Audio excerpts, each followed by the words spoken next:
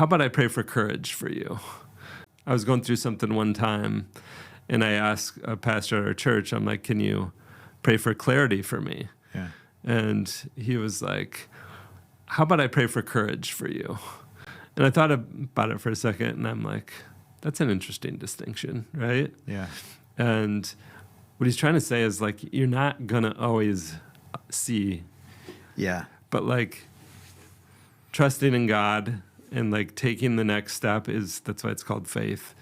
And, like, that takes courage. It takes Yeah. a lot of courage.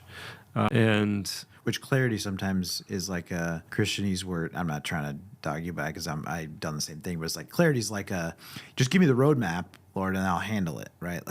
Just tell me all the steps. It's like we always want to see so much, and I think it's often why God gives us the light at our feet.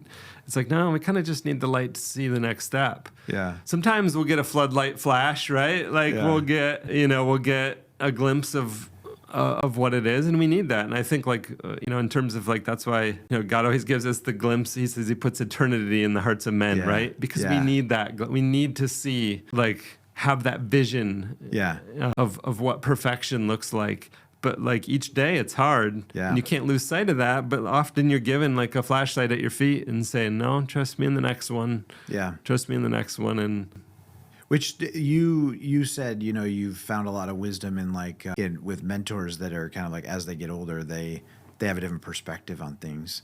I was thinking about, in the Bible, when they talk about, they're often retelling the ways that the Lord's been faithful.